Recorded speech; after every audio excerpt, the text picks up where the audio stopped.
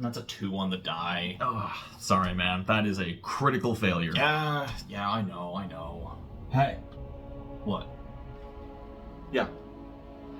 Have you tried not sucking? I don't... Did I stutter? You know that thing you just did that sucked? You could chill out, man. Dude, come on. How about you try not? Huh? It's not that complicated. Go on, roll again. See what happens. Like right now? Like... That's a 15 on the die. That, yeah.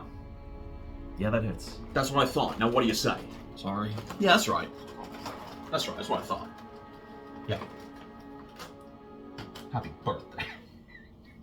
So, usually I'll start these videos off by telling you about some cool character concept that needs some kind of support, or just some really neat idea that you could do with the topic of today's video. I'm not doing that this time because this archetype we're covering right here, it's just good. Like, really good. That's the big selling point. It doesn't fulfill some crazy fantasy. It doesn't make this specific character concept come to life. No, it's just good and strong with options for so many different types of characters. Howdy. My name is Nonat, and my hair has been growing at an alarming rate to the point where it is now starting to take on a mind of its own. And today I am bringing you a guide to the Blackjacket dedication. When you hear that, you might have no idea what that means. In fact, I bet 90% of you watching don't know what that means. And that's because the Blackjacket is a lore-based title. It is a purely Pathfinder thing. Put simply, a Blackjacket is a mercenary. It is a mercenary good at extortion and fear and beating the hell out of people with some amazing combat capabilities. So strap in, drop a like on the video, and be ready to hear about one of the most useful archetypes I've read in a while. Obviously, every archetype has its purpose, but this is such a universally great option that I think a lot of you are gonna dig. Also, if you're watching this video the day it goes live, I'm currently in the middle of the Nonat1's Accidental Summerthon, which I told you were still going to get YouTube content during. So if you want to check out that Summerthon and come support me while I'm doing it, pause this video, head on over to twitch.tv/Nonat1s, there's a link in the description. We're probably playing something weird. I don't know, I've been kissing furniture and date everything.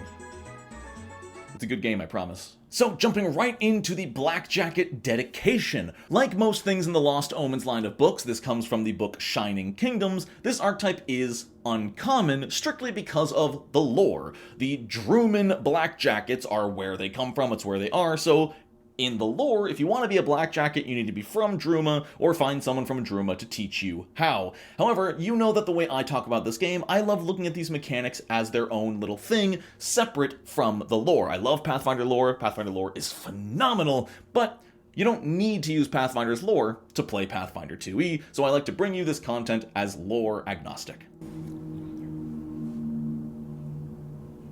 There's a plane going by.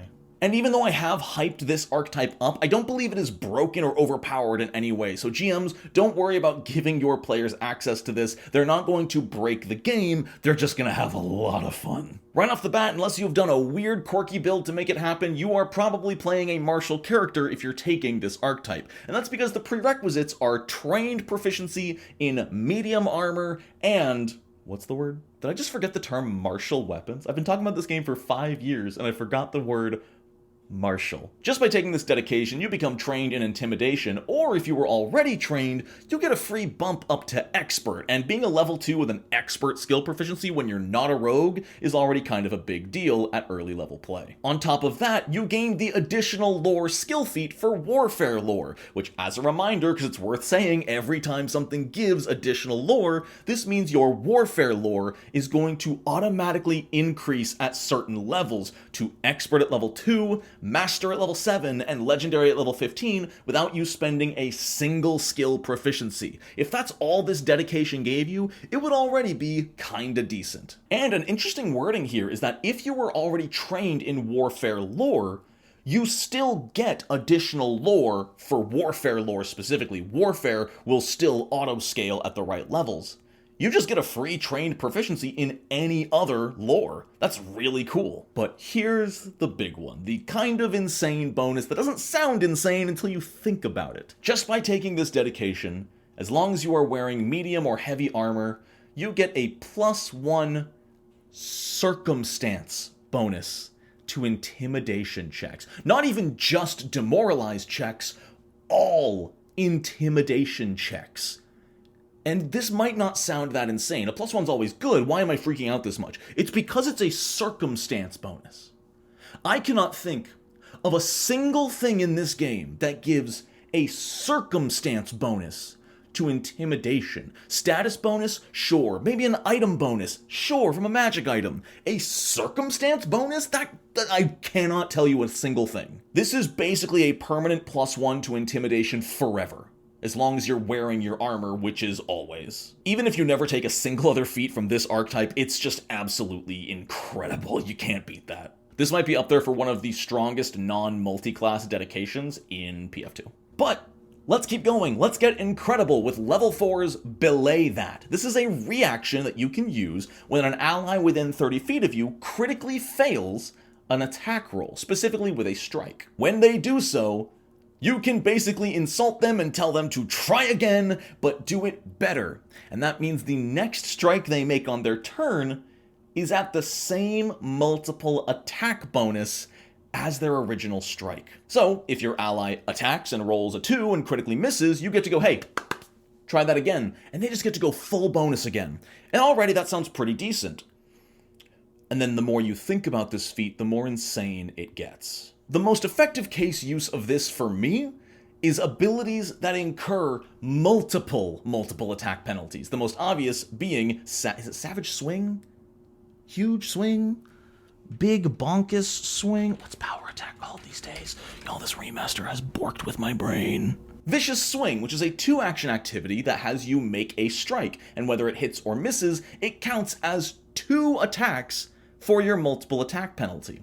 Well, let's say your barbarian uses Vicious Swing and critically misses. They're now at a -10 to attack again, unless you use Blay That. By using Blay That, you aren't reducing their multiple attack penalty, they are using the same penalty as their first attack, which was no penalty. So effectively, you just gave your barbarian +10 to an attack roll with a reaction. And before you go into the comments saying, that's a vicious swing, that's not a strike, it specifically says your ally critically fails a strike. This gets a little bit into semantics when it comes to PF2, because you're correct, vicious swing is not a strike. However, when you use vicious swing, you make a strike.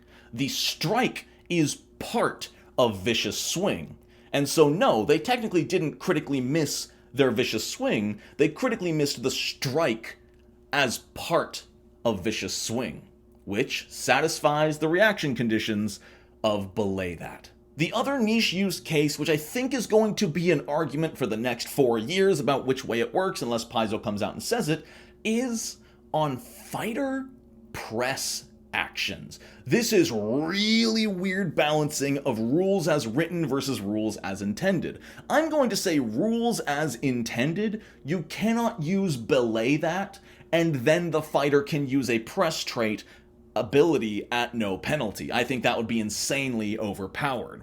However, rules as written, I think it works. The fighter press trait specifically says an action with the press trait can be used only if you are currently affected by a multiple attack penalty. And Belay That says the next strike they make uses the same multiple attack penalty as their first strike. So technically, rules as written, that fighter is still affected by the multiple attack penalty, but the attack doesn't use that multiple attack penalty. With even more support to say that if they miss this belayed strike, they'll still be at -10. It still counts as their second attack that turn. So can you use this in combination with some insane press trait fighter abilities to use a press action at full bonus? This is very important for potential teamwork opportunities down the line. Like, damn, Paizo, I think we need to know. Anyway, Belay That, phenomenal. Now, if reactions and multiple attack penalties aren't something you're interested in, you can always pick up Mercenary Motivation, which is weirdly complicated, so let me explain it in a way that makes sense, because this is my third take trying to explain it. If you have been hired or requested to do something, such as go kill the Troll King, you can spend 1 minute planning a specific course of action to accomplish what you have been requested of. You can say, we're going to sneak through the cave into the Troll King's chamber to kill him. That is your course of action, and any actions you now take to advance that course of action gain a +1 circumstance bonus to all perception checks and skill checks involved. You can also spend 1 minute to change your course of action. Let's say you fail right at the mouth of the cave and they know you're there. Well, you can spend 1 minute saying, okay, change of plans, we're gonna go in and kill all of them so we can kill the Troll King. Now you get +1 circumstance bonus to all perception checks and skill checks involved with that course of action, which would basically mean you get +1 to initiative for the entire cave, which is crazy. The final wording is a little bit weird. It says when you finish the course of action you planned, you don't lose the bonuses until you devise another course of action, which is weird to me. If your plan was to go in and kill everybody, and you kill everybody, you still get the bonuses, but to what? The bonuses only apply to things that advance the course of action, which would be killing everybody, but you've already done that. So where do you get the bonuses? Now, to bring this to where I think the feat is going to be abused and GMs should not be afraid to kind of put their foot down, I would not allow party members to request the Blackjacket do things the Blackjacket was just going to do anyway. If the Blackjacket needs to sneak into an enemy stronghold, the bard shouldn't be able to say, oh, Mr. Blackjacket, could you please sneak into the stronghold for me? Because that just becomes a permanent +1 to everything the Blackjacket is going to do forever, as long as another party member asks them to do it. The Blackjacket will literally walk up to the barbarian saying, hey, can you tell me to keep my eyes out?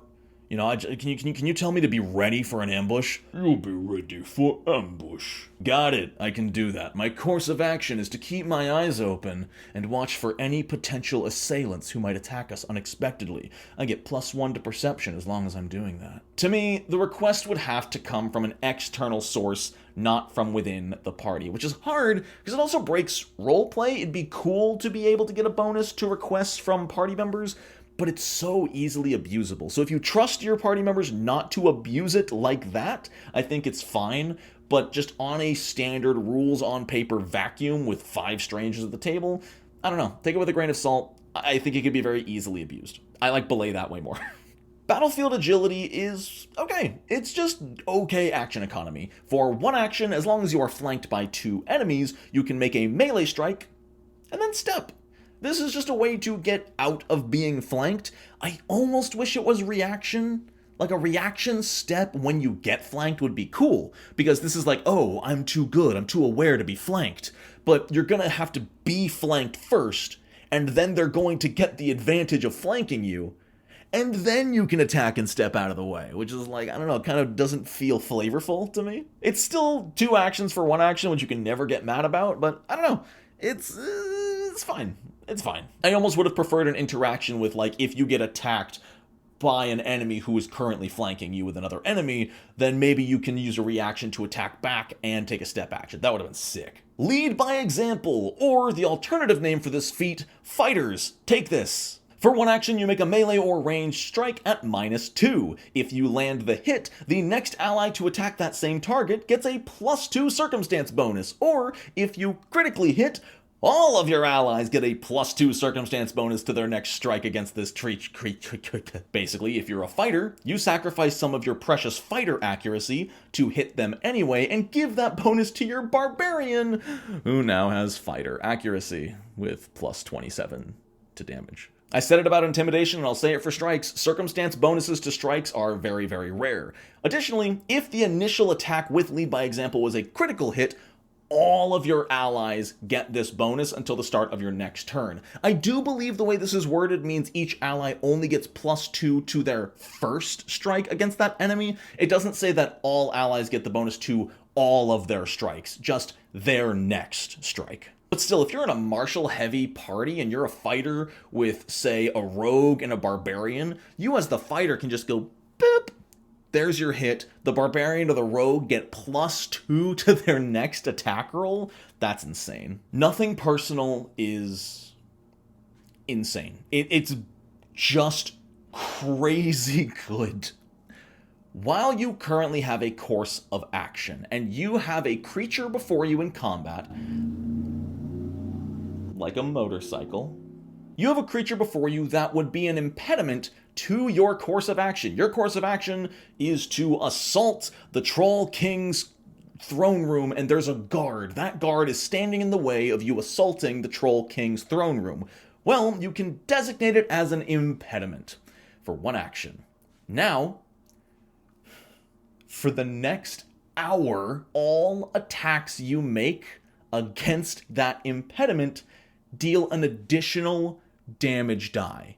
All of your attacks just become Vicious Swing. 2 bonus damage die at level 14, 3 bonus damage die at level 20. It scales slower than Vicious Swing, obviously, but it's still so good. Also, it's just the first time you strike, which can be on a Vicious Swing. If you are a barbarian with the Blackjacket archetype and you have nothing personnel, kid, an enemy, and then you Vicious Swing them, guess what? That's your first strike against the enemy that turn. You're getting 2 bonus damage dice. At max level, with Vicious Swing, I think you're getting 6 bonus damage dice on your barbarian. This is disgusting. It's going to be good on everybody. Most martial abilities involve a strike. So your nothing personal is just extra damage die.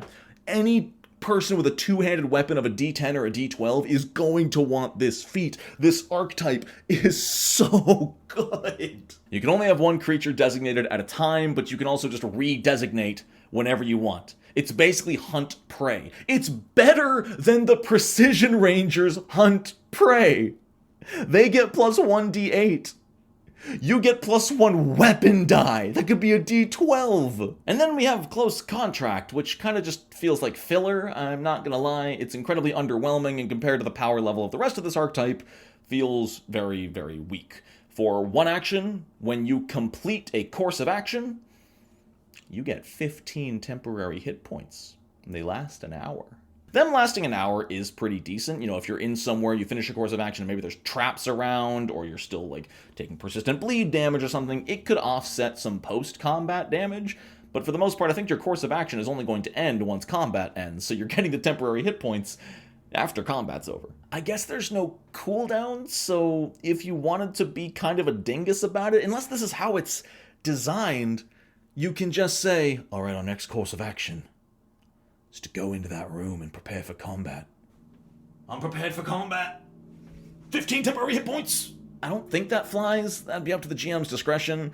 I guess it's on a table-to-table basis. If your GM is cool with your course of action being little individual things like that to get to the task you were requested of, this is fantastic, because that's 15 temporary hit points whenever you want.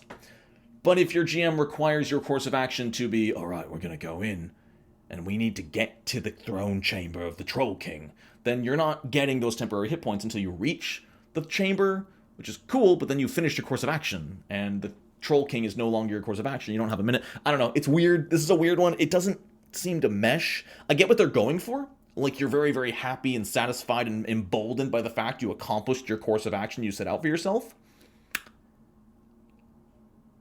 But I'm not a fan. And then we have the feat people will actually take at level 10, Opportune Opening. Oh my gods, this is disgusting on rogues and barbarians. As a reaction, if an ally lands a critical hit on a creature within your reach, the ally doesn't have to be adjacent to you. The creature doesn't even have to be adjacent to you. If you're a giant barbarian with 15-foot reach, cool. An ally crit anybody within 15 feet of you, you get a reactive strike.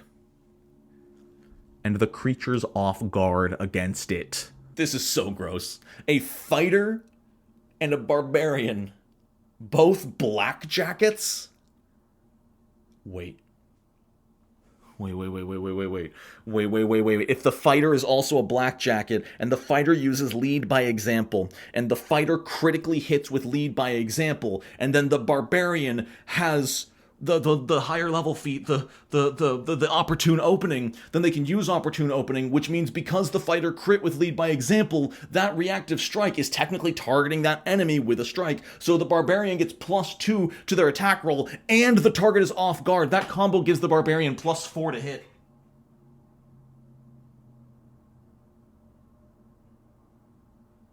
That's awesome. I actually think this is super cool. I didn't even realize this on my first read through of the archetype. The archetype synergizes with itself. With multiple blackjackets in your party, they pop off. One to utilize the abilities that power up the allies, and the others to utilize the abilities that capitalize on those allies' actions. Opportune opening and lead by example work so well together. Holy, I think a fighter and a barbarian that are both blackjackets could have some insane damage potential working together, and I think that's rad. You're mercenaries. You might be part of the same mercenary gang, which means you've worked together a lot, and that kind of synergy is shown here. Y'all, the blackjacket's so cool.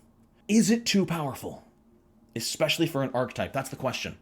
All of these need to be measured against a class feat of half their level. You know? Of Opportune Opening, rounding it down to a 6th level class feat, because it's level 10, you can't round to a level 5 class feat. Would a class feat at level 6 that says get a reactive strike when an ally crits and the target is off guard, that seems like a level 8 or 10 class feat to me. I mean, no class even has anything similar to it. I don't know. These are such unique abilities, and we're entering that era of Pathfinder, which I'm personally incredibly excited and scared for, because abilities are getting more and more unique. The interactions are getting more obscure and bending the rules of the system because the system's been around for half a decade. Oh my god, it's been around for half a decade. Anyway, I'm gonna go ahead and deal with that existential crisis of the never-ending passage of time around us, no matter how much we zone out and pretend it doesn't. The Blackjacket's sick. It's an awesome archetype. I think it's incredibly powerful, and more than that, it just feels good. A lot of the times things can be powerful in this game and not feel amazing. I really do think that the Blackjacket archetype will have amazing game feel, aside from some of the weird, obscure GM approval parts of it, namely with the course of action. But let me know what you think, as always. Do you think it's too powerful? Do you think it's balanced? Do you think it's weirdly worded? I don't know. All I know is that Paizo is still throwing out bangers like this 5 years after this game came out, and I can't wait to see what they're doing next. If you're still interested, the No Nat 1's Accidental Summerthon is live right now on the day that this came out, and will be going at least another 4 days afterwards. So if you're interested, check out the link in the description. I'd love to have you over there for whatever weird crap we're doing that day. I appreciate y'all so much for watching. Have a wonderful rest of your day. And until next time, what do you think of the new set? I use set in quotes, but I don't know. It's nice. I like recording standing up again. I missed it. It's the end of the video.